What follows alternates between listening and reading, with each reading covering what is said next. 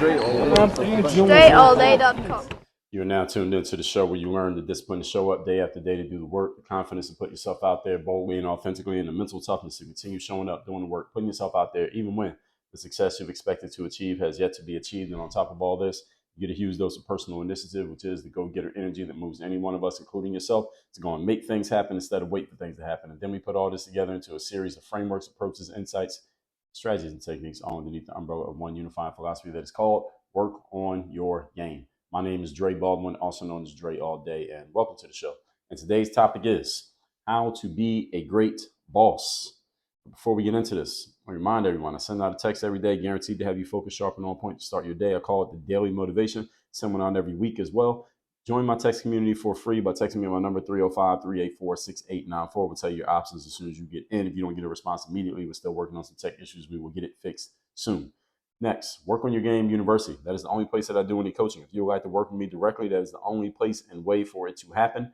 All you got to do is text me at my number, which is, I already told you about texting me at my number. All you got to do is go to workonyourgameuniversity.com.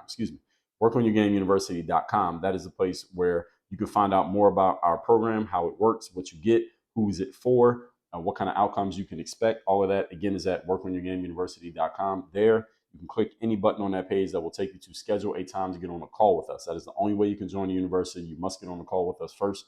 We don't let anybody just join the university because we want to know everyone who is coming through, everyone we're working with, because we don't work with everybody.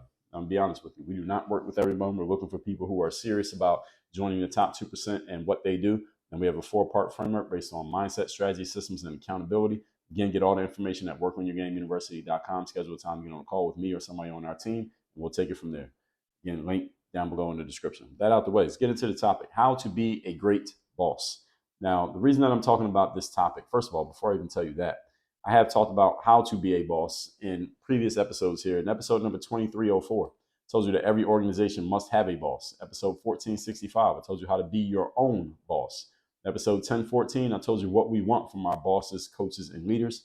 In episodes number 973 and 974, I told you about the best lessons and advice that I got from bosses I have had in my own life.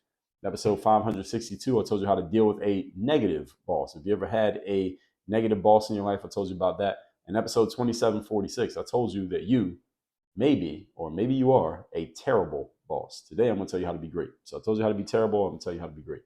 So this comes from seeing many bosses putting undue blame on their staff members, their assistants, staff, workers, whatever, when it's the bosses themselves who need to be checked and corrected. I see this often, that a boss has someone working for them who makes a mistake. They did make a mistake, and the boss is blaming the person, the worker, for making a mistake, when really they need to be looking at themselves because it's something that the boss did or did not do that put the worker in a position to make the mistake that they made.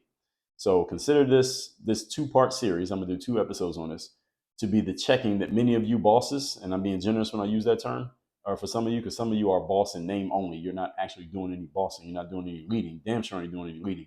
I'm going to lay this out for you today and tomorrow in this short mini series. Point number 1. Today's topic, once again, is how to be a great boss. Number 1, boss yourself first.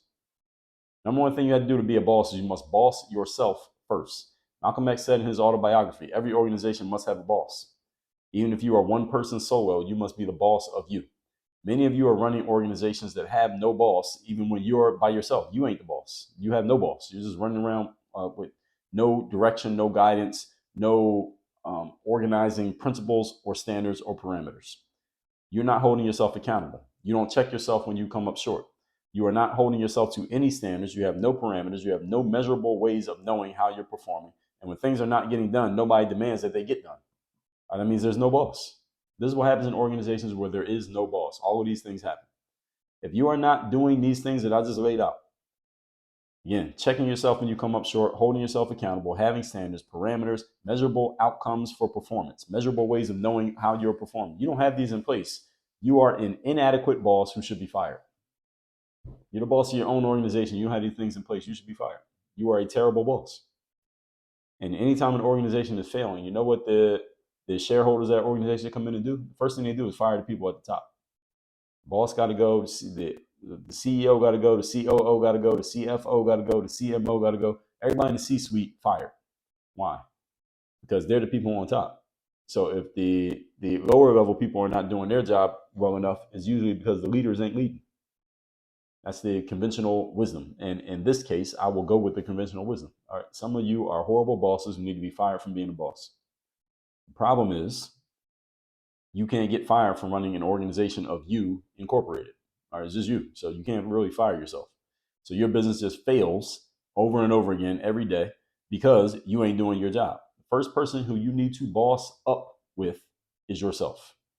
Point number 2. Today's topic, once again, is how to be a great boss. Number 2, tighten up your delegation skills. And when I say tighten up your delegation skills, I'm not just talking about you delegating to other humans. Delegating means to pass the job on to someone or something else other than yourself with your oversight and supervision. So if you're going to pass the job on to another person or another thing, you still need to look over it. You still need to make sure that they're doing what they're supposed to do. Many of you are failing as bosses because you are poor delegators. You're not good at delegating to humans. You can't even delegate to some AI software, which makes it even simpler than a human. The key to delegation, folks, is solid communication skills. You want to be a good delegator, you got to be a good communicator. Are you able to get your point across in a clear, concise way so that another person can understand exactly what you want, why you want it, how you want it, when you want it, where you want it? Can you do this? If you're not good at this, you can't be a good delegator. It's impossible. You got to be able to communicate not only what you want, but again, explain it in a way that somebody else can understand it, which means you got to tailor your communication to the person to whom you are speaking. If you are a poor delegator, you will always be a terrible boss, even to yourself, because delegation is an entire skill set. By itself, it's a skill set. So if you find yourself trying to do everything in your business and you know that you shouldn't be, the skill you are probably missing is the skill of delegation because you have not yet delegated this task to something or someone other than yourself. The good news in the world that we live in today is that a lot of the delegations that used to go to some ones can now go to some things. So those of you who are socially awkward and don't like talking to human beings, you can delegate tasks to software, but you still got to know what the task is. If you can't explain it, then they can't either. You got to know what you want. So you have to learn how to delegate, and then work on your game university. You will learn how to delegate, so you no longer have these problems. And that other, what I was talking about on point number 1 about people being terrible bosses, you can't fire yourself, is that there are many entrepreneurs out there who actually shouldn't be full-fledged entrepreneurs. Some of you should just be contractors. What I mean by that is when I say be a contractor, that means you should get someone who is a leader, who can delegate, who can actually run an organization. Let them do all the entrepreneurial stuff that needs to be done in your business. And then they basically contract you out and you get paid for just showing up and delivering and doing the thing, whatever the thing is. The practitioner side, you just show up and do that. And I've known many entrepreneurs who probably should be in this position where you should be just, let's say you're a personal trainer. You go do your personal training sessions, you go serve your clients and help them out and do everything. The money is collected by the entrepreneur who's running your business. And then they just give you the percentage that goes to you and they get the percentage that goes to them. And that's how your business should be run. Because some of you, I believe, some entrepreneurs out there, some listening to this and some not, just do not have the chops to actually be full-fledged entrepreneurs. Being a full-fledged entrepreneur is a business skill, folks. It is not a practitioner skill. A practitioner skill is your ability to do the thing that your business does. A business skill is the ability to run a business. Those are two different things. The thing that your business does is like you are a personal trainer, or you fix broken iPhone screens, or you write books, or you are a coach, or you run Facebook ad campaigns for people, whatever those things may be. That's practitioner. That's being a practitioner. Practitioner is a person who just goes out and they do their thing. Whatever the thing is that you're great at, personal training, fixing screens, writing books, coaching, speaking, consulting, etc. A entrepreneur, a business owner, is a person who knows how to run the business side of things so that that thing can actually produce money on a consistent basis. Two different skills. Just because you can do one does not mean you can do the other. There are some people who know how to run businesses, but they don't really have a specific practitioner skill aside from actually running businesses. They need to partner with people like you. So understand, and I found that there are many more people who are more the practitioner, what I also refer to as the artist, than there are entrepreneurs. So any of you who's an artist out there, if I just described you, you need to go find yourself an entrepreneur and partner up with them. Let them run the business so you can just do what you do. You don't have to try to make yourself into something that you're not. It's not a knock on you. So if I'm calling you, if what I described here in point number 1 and point number 2, you're that horrible boss who just doesn't have the skill to run and operate a business, you don't have to try to make yourself into this person. All right. And there may not be enough time for this to even make sense for you to try to make yourself into this person. Instead, being the artist that you are, go find an entrepreneur. Go find an entrepreneur, partner with them, let them run the business, and you do your thing, so that you can actually get the ROI from what you bring to the table that you haven't been making up to this point, simply because nobody's running the business the right way. Somebody got to run the business. It doesn't have to be you. It just has to be somebody. That out the way. Let's move on to point number 3. Today's topic, once again, is how to be a great boss. This is a 2-part series. Number 3, process. Here's one thing that makes delegation a whole lot easier: having a process to follow. When you have a clear process, then it's easy to delegate to other people. You can just look at your process. You can quickly assess where you could delegate some work to something or someone other than yourself when you have a process. If I have a 17-step process for how every episode of this show comes out, it's easy for me to look at that process and say, okay, which of these pieces must be done by Dre? Which of these pieces could be done by some type of software or AI? Which of these pieces needs to be done by a human, but it doesn't necessarily have to be me? I can ask myself those questions. I can just look down my list. If I got all 17 steps laid out, I can say, all right, these 5 steps I must do. So I got 12 left. All right, these 3 we can have software do. And that means I got 9 left. These 9 someone has to do, but it doesn't have to be me. Let me go find a human who can do these 9 steps. You see that? But when you have a process, you can do that. That's pretty easy. If you don't have your process laid out, then you're kind of like guessing. You're kind of just flying by the seat of your pants trying to figure it out as you go along. Don't do that. Process, folks. Get a clear process of what exactly needs to be done in order for you to produce the outcomes that you're producing, or the output. It doesn't have to be the overall outcome, but the output. So one episode of this show, there's a process. All right, that's the output. That's not my overall goal in business, is to do one episode, but it is an output that needs to be produced that helps support my business. But when I have that process laid out, then it's easier for me to look at it and see, okay, here are the pieces that I need someone that's not me to do. Or maybe there's some software that can do this stuff or whatever. Or here are the things that I absolutely have to do, like recording the actual episode, I got to do. Coming up with the topics and fleshing out what I'm going to talk about, the points in each episode, I got to do. I don't necessarily have to do it, but I choose to do it because I like doing this. This is fun for me. I want to do this. This is one of my money skills, and I'm never passing this off. As long as I can speak, I'll be doing the show. So that's how you lay out the process. Once that's clear, then you know where you can start replacing yourself, which is what a lot of entrepreneurs want to do. They want to replace themselves. And if you have a business that is not based on a person's personality, like my business is based on my personal personality, at least in some parts. But if you have a business that is not based on that at all, your name is not even on the business, then you can completely replace yourself 100% in the business. You can own a business and nobody even knows that you're the person who owns it, because the business is just an entity in itself. Like, who owns McDonald's? Technically, it's a publicly held company, but most of you don't know who the CEO is or anything in McDonald's, because you just think of McDonald's as McDonald's. McDonald's is just the entity itself. But when you think of working your game, you think of me as a person. That's not necessarily a bad or good thing, but you just want to think about how you want your business to be run, because you can have more than one business in these ways, but you got to decide how you want to do things. And the way that you decide is you got to have a clear process that makes it easy to make decisions. You don't have a clear process, decision making is very difficult, because you always got to come up with a new framework for making your decision every time something comes up. That's why process matters so much. It's much easier to assess what you should probably do or not do when your process is clear. When you don't have a process, again, decision making is difficult, as I just said. And you don't know not only whether to delegate, but what to delegate. So process simplifies things, because human beings are creatures of habit. Let's always remember that. A process is simply a form of habit. It's a way of creating a habit. That's what a process is. It creates a habit. So when you have a clear process and you say, all right, every time you edit one of my videos, you need to do step 1 through 8.